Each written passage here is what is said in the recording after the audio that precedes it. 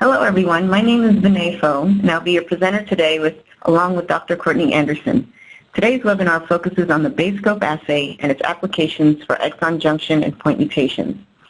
A few key points to note. You will be muted during this presentation. Please use the chat feature available to ask your questions while the presentation is in progress. If we cannot answer your question during this webinar, we will get back to you offline. As an outline, for the first few minutes of this webinar, I'll be introducing the BaseScope assay, review the technology, which is similar to RNAscope. Courtney Anderson, our senior scientist, will introduce various BaseScope applications. I will then discuss the product configuration and workflow and conclude with frequently asked questions. ACD is pleased to introduce the BaseScope assay, which is an extension of the RNAscope technology. This is a novel reagent kit and probe combination for detection of exon junctions, point mutations, and short sequences. The BaseScope platform uses probes that are designed between 1 and 4 ZZ in length for single molecule detection. This is currently a manual fast red assay. Now I'll review how the BaseScope assay works.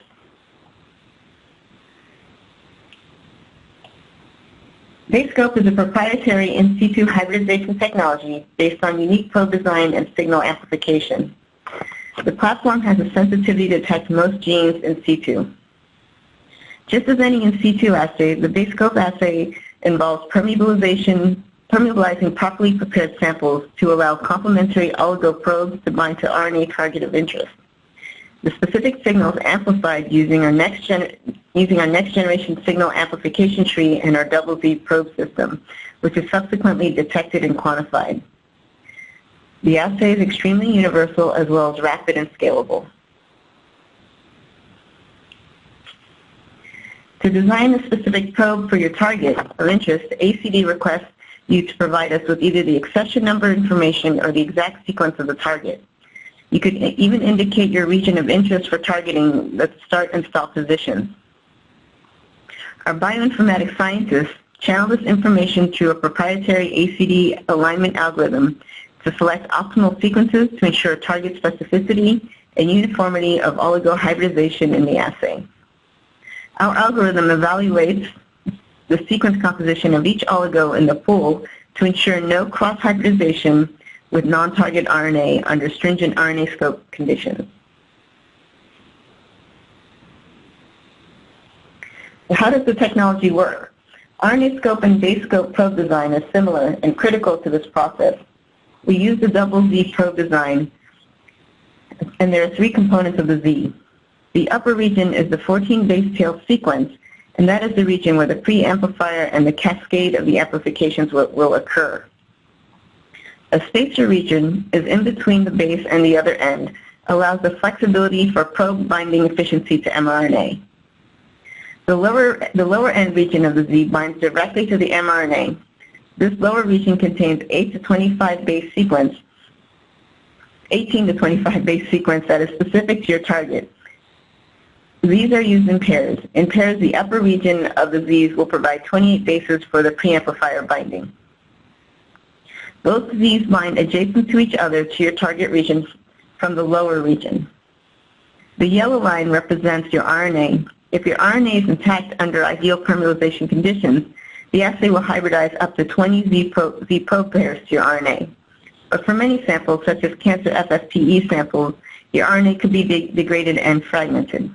The simplicity of this design, relatively short probes binding to the target, allows for binding to even short pieces of RNA.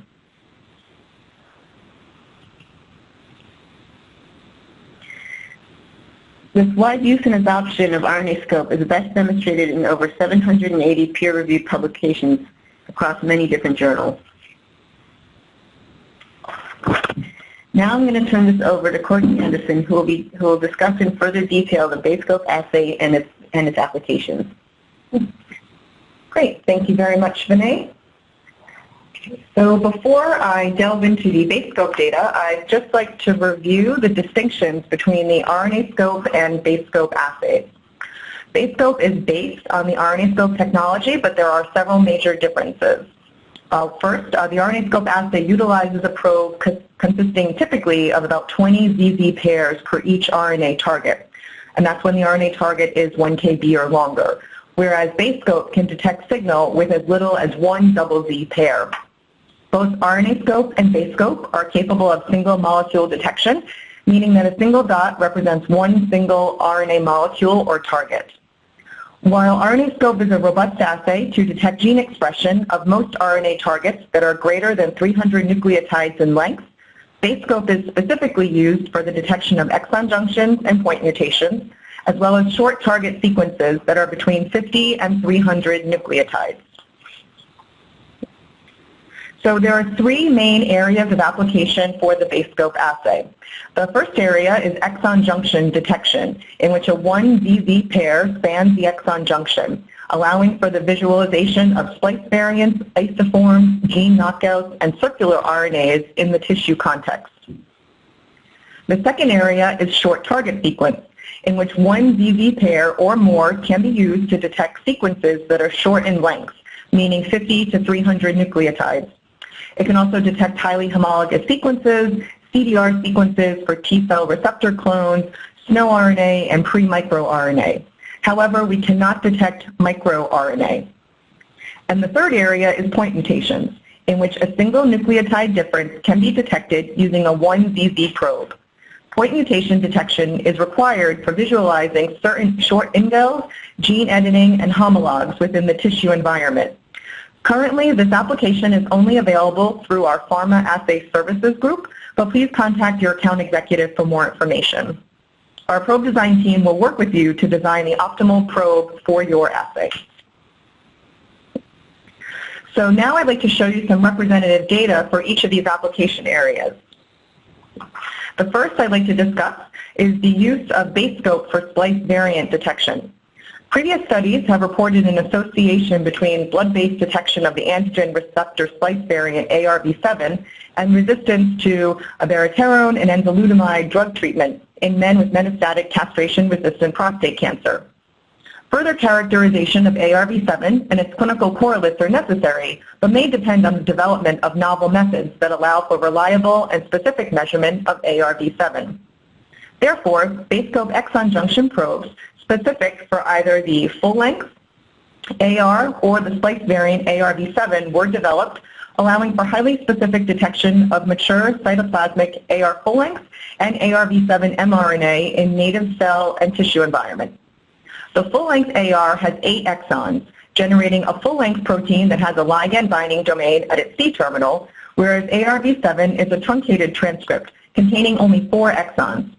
Exons 1 through 3 are the same as full-length AR, but instead of exon 4, ARV7 has a unique cryptic exon known as cryptic exon 3, or C3. This truncated transcript results in a truncated protein that lacks the ligand binding domain at its C-terminal. The BaseScope probe to detect AR full-length is a 1 ZZ probe that spans the junction between exons 7 and 8, a junction not present in ARV7. And the BaseScope probe to detect ARV7 is a 1 ZZ probe that spans the junction between exons 3 and C3, a junction not present in full-length AR. We confirm the specificity of these probes in prostate cancer cell lines with known AR full-length and/or ARV7 expression. The top row is the PC3 cell line, which is negative for both AR full-length and ARV7. With both the full-length and V7 BaseScope exon junction probes, we see little to no detection in this cell line. The middle row is the L-cap cell line, which is positive for AR full-length, but generally considered negative for ARV7. We see strong signal with the AR full-length BaseScope exon junction probe, and very low signal with the ARV7 BaseScope probe. The very low level of ARV7 detected is consistent with some reports suggesting there may indeed be very low ARV7 expression in this cell line, demonstrating the sensitivity of the BaseScope assay. Lastly, the bottom row is the 22RV1 cell line, which is positive for both AR full-length and ARV7. With both the AR full-length and ARV7 BaseScope exon junction probes, we see strong signal. Overall, these data demonstrate the specificity of the BaseScope AR exon junction probes for the detection of AR full-length and the splice variant ARV7. The next example I'd like to show is detection of exon skipping using the BaseScope exon-junction probe design. Nearly all of the MET exon 14 mutations described to date cause skipping of MET exon 14 during pre-mRNA splicing. Skipping of exon 14 in the MET gene results in impaired c-MET receptor degradation, constitutive activation of the MET receptor, and oncogenic transformation of MET. This variant, referred to as MET delta 14, is a gain-of-function phenotype that can respond positively to some therapeutics and is present in a variety of cancer types, particularly lung cancer, where it is present in approximately 3% of non-small cell lung carcinoma cases. Detection of alterations in MET exon 14 could aid in identifying patients likely to benefit from MET inhibitors. Therefore, we examine the detection of this variant using BaseScope. Shown here is a schematic of the probes used to detect wild-type and MET delta 14. All probes are 1 VZ in length and span an exon junction. 3 probes were used in parallel. The key probe detecting MET delta 14 spans the junction between exons 13 and 15. This probe detects an exon junction that is present only in the MET delta 14 variant. The wild-type probe spans the junction between exons 14 and 15. This probe detects an exon junction that is present only in the wild-type MET transcript. And the last probe spans the junction between exons 12 and 13.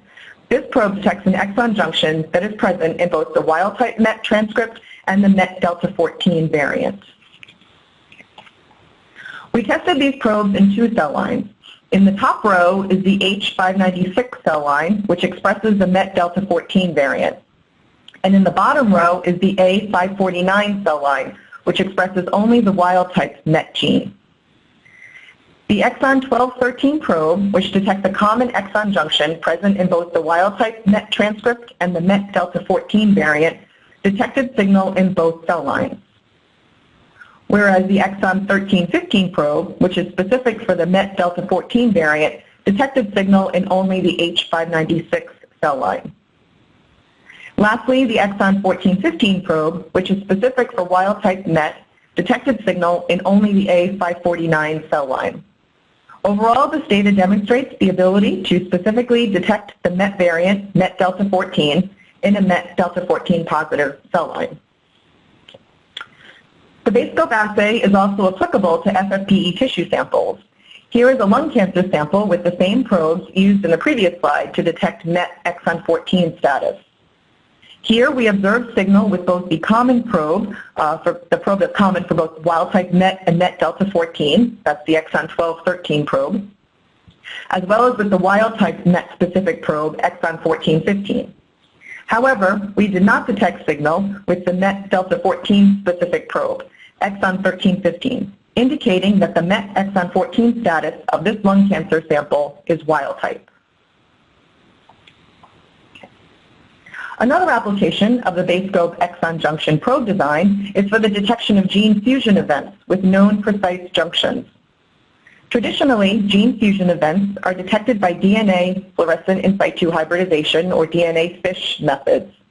However, these can be laborious with complex workflows and do not provide information on the transcriptional activity of the fused genes. BaseScope provides an alternative chromogenic method for the detection of specific junctional sequences created by gene fusion, because it can provide single-cell level detection of fusion transcripts with specific cell localization. Furthermore, this assay can easily be performed in histology labs on routinely available FFPE samples, and results can be obtained rapidly since the assay can be performed in 1 day and reviewed under the light microscope. Therefore, we applied the BaseScope assay to detect the CRTC1 MAML2 fusion oncogene, which is typically associated with low-grade tumors and may signify a favorable prognosis in cases of mucoepidermoid carcinomas. To detect the fusion event, we designed 3 exon junction probes, each 1 VZ in length. The CRTC1 specific probe spans the junction of exons 2 and 3 in the CRTC1 transcript. The MAML2 specific probe spans the junction of exons 1 and 2 in the MAML2 transcript. And the CRTC1 MAML2 gene fusion specific probe spans the fusion junction of exon 1 from CRTC1 and exon 2 from MAML2. We tested these probes in 2 cell lines. In the top row is the A549 cell line, which is negative by FISH for the CRTC1 MAML2 fusion event. And in the bottom row is the H292 cell line, which is positive by FISH for the CRTC1 MAML2 fusion event. Both the CRTC1 specific probe, which detects the wild-type CRTC1 transcript, and the MAML2 specific probe, which detects the wild-type MAML2 transcript, detected signal in both cell lines. However, the CRTC1 MAML2 specific gene fusion probe only detected signal in the fusion-positive cell line and did not detect signal in the fusion-negative cell line. Overall, this data demonstrates the ability to specifically detect the CRTC1 MAML2 gene fusion event in a fusion-positive cell line. We next determined the CRTC1 MAML2 fusion status in mucoepidermoid carcinomas using the same assay. Here are representative images from 2 cases selected from this study. We observed signal with the CRTC1 specific probe in both samples, shown here. However, with the CRTC1 MAML2 gene fusion specific probe, we observed signal in sample A, but no signal in sample B. These results correlated with the FISH data, which detected fusion events in sample A, but no events in sample B. Overall, this data demonstrates the ability of BaseScope to specifically detect the CRTC1 MAML2 gene fusion transcripts and fusion-positive cells and tissues. The BaseScope assay provides an alternative chromogenic method to DNA FISH for the detection of gene fusion events in human tumor tissue samples. Another application of BaseScope is for circular RNA detection. Circular RNAs are a recently identified class of non-coding RNAs that results from the joining of the 5' end of one exon with the 3' end of another, a process termed head-to-tail splicing. They display tissue and developmental stage-specific expression patterns and are particularly enriched in the brain. However, they also play a role in cancer and other diseases. For example, the circRNA CDR1 has been shown in cancer to be a microRNA sponge and in that way can influence gene expression. However, because of their recent discovery, circular RNAs have no clear, well-defined function yet. Therefore, accurate detection and localization of circRNAs is a key factor to elucidate their functions. To visualize circRNAs in situ, we designed 3 BaseScope probes, all 1 VZ in length, to detect the circular, linear, and total RNA forms of the neurological marker DL-GAP1. And just walk you through those probes here. There's one probe to detect the exon 7-9 junction, which is specific to the circular form of DL-GAP1. We have one probe to detect exon 9-10 junction, which is specific to the linear RNA form of DL-GAP1. And then we have another probe to detect exon 7-8 junction, which is common to both the circular and the linear forms of DL-GAP1, which we refer to as total RNA. Okay. So a Nature Neuroscience article published by you and colleagues in 2015 showed that circRNAs change expression during neuronal development and plasticity. Therefore, we focused on RNA expression changes during development by including brains from postnatal day 1, 10, and 30. And this is from wild-type mice. Postnatal day 10 is a crucial time point included because of synapse formation at this developmental stage. Shown here are entire FFPE coronal sections of the mouse brain. This is performed again on FFPE, but it can also be performed on fresh frozen tissue samples. The regions outlined here depict the CA3 region of the hippocampus, which is the location where we examine DL-GAP1 exon-junction detections. Okay. So these are 40x magnification images focusing on the CA3 region of the hippocampus. The left column shows postnatal day 1, the middle column shows postnatal day 10, and the right column shows postnatal day 30. Using the exon-junction probe that spans the junction of exons 7 and 9, which detects the circular RNA form of DL-GAP1, we detect signal at all 3 developmental stages. Using the probe that spans the junction of exons 9 and 10, which detects the linear RNA form of DL-GAP1, we also detect signal at all 3 developmental stages.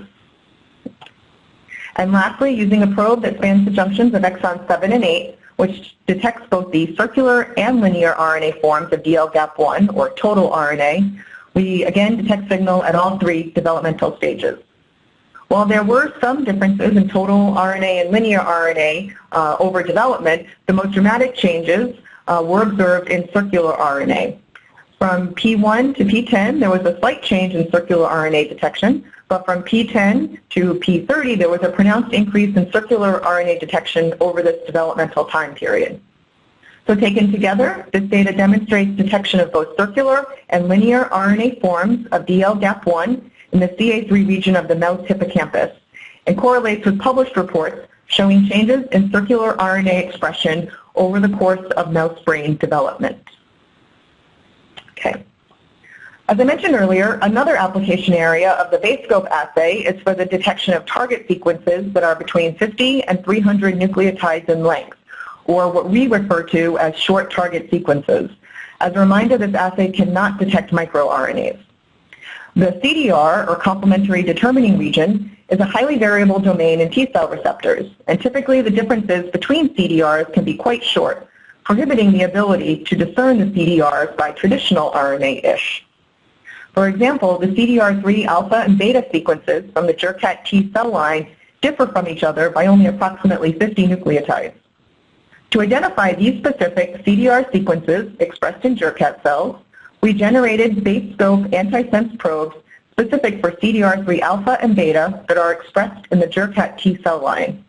We also developed sense probes specific for CDR3 alpha and beta as a negative control. And we then tested all of these probes in the JERCAT cell line with the BaseScope assay.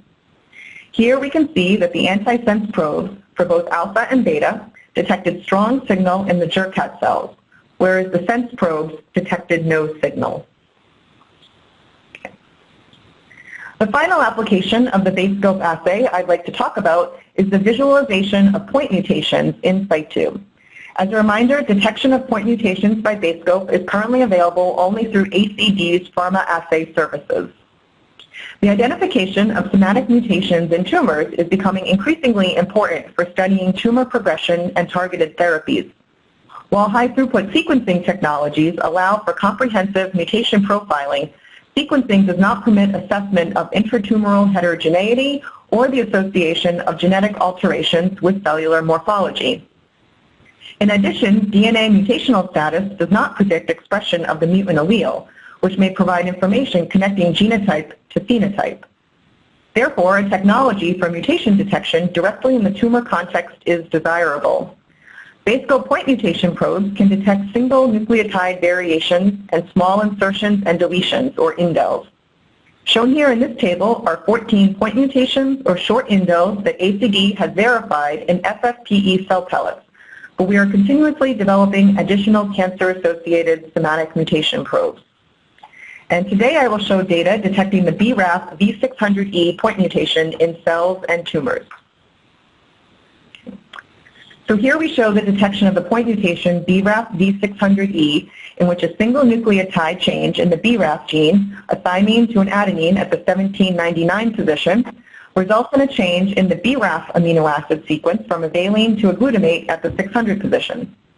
Two probes have been designed, one to detect the V600E mutated BRAF sequence, and the other to detect the V600 wild-type BRAF sequence. We also have two cell lines, CHL1, which only expresses wild-type V600, and SKMEL28, which is homozygous for the V600E mutation. As you can see here, the V600E mutant probe detects signal in the V600E mutant cell line and does not detect signal in the V600 wild-type cell line. Conversely, the wild-type probe detects signal in the V600 wild-type cell line and does not detect signal in the V600E mutant cell line. This data demonstrates the specificity of the BRAF V600 wild-type and V600E mutant BaseScope probes. We then characterize BRAF V600E mutation status in 6 colorectal cancer cases. For each case, the BRAF V600E status was first evaluated by qPCR.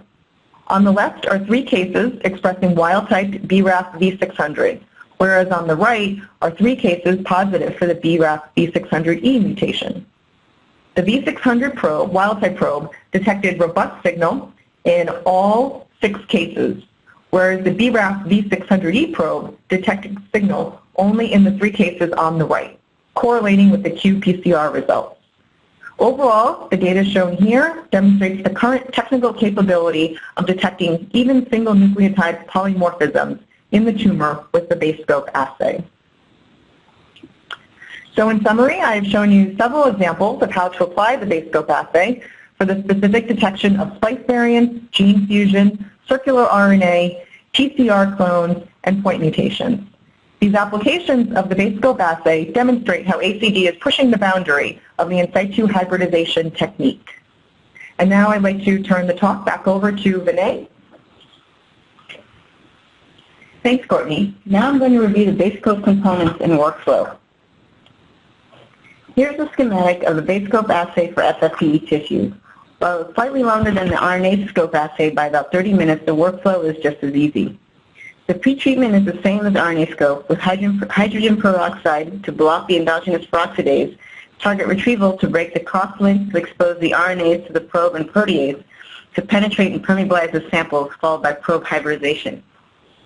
BaseScope preamplifiers and amplifiers are then added, followed by the detection with the red chromogen. Note the boxes highlighted in pink. The BaseScope assay uses protease 3 for protein digestion and contains an extra amplifier called AMP0. These components allow for the BaseScope assay to utilize just a single ZZ pair for amplification. The BaseScope reagent kit contains several components. Each reagent kit ships with the universal pretreatment kit that contains all necessary pretreatment reagents.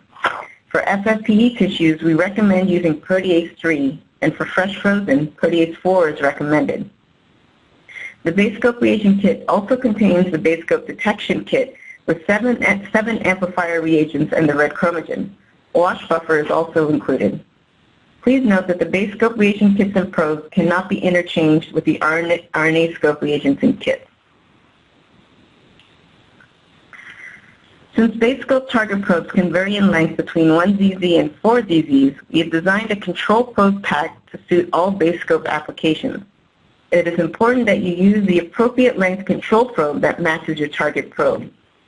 We offer control probe packs in human and mouse. These control probe packs contain 4 probes.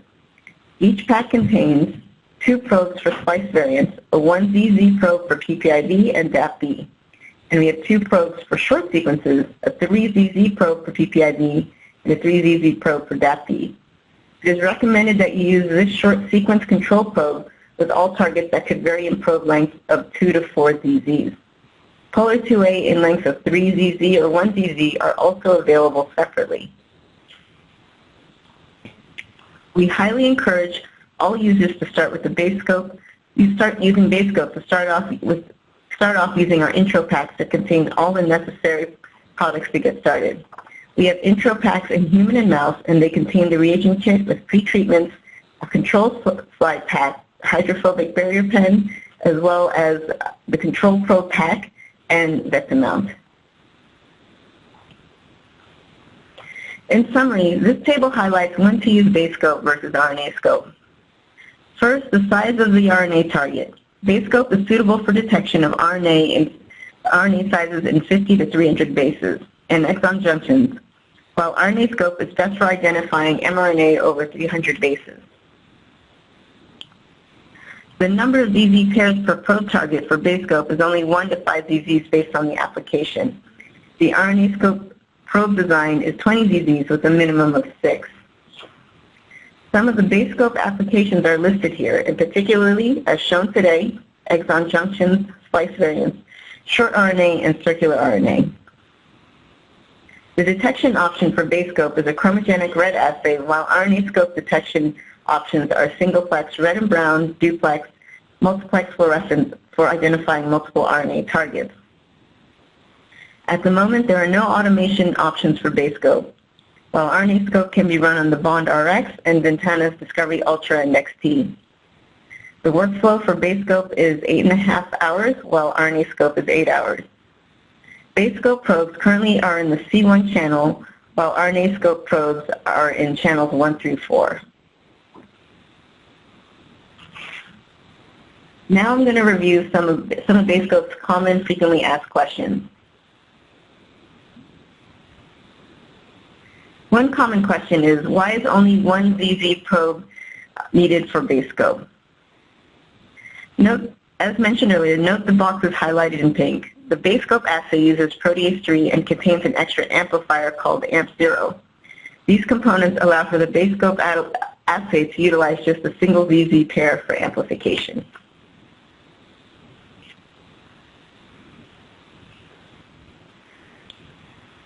Why is the BaseScope probe design limited to only 4 pairs or fewer?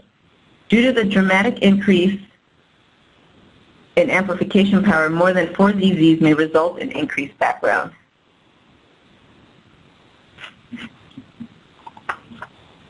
Is BaseScope more sensitive than RNAscope? The two assays were designed for different applications and targets, and therefore are not comparable.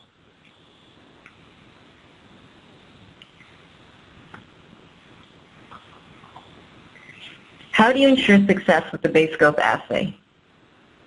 The BaseScope workflow is very similar to the RNAscope assay, but with just a couple of additional steps, such as using a stronger protease, also known as protease 3, and an extra amplification and wash step.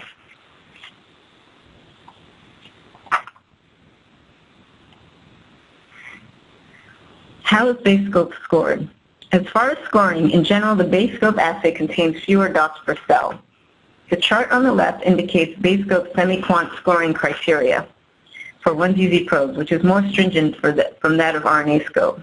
This is primarily due to the difference in the number of ZZ probe pairs. A BaseScope score of 3, for example, follows the criteria of 4 to 10 dots per cell, while an RNAscope score of 3 would be for 10 to 15 dots per cell.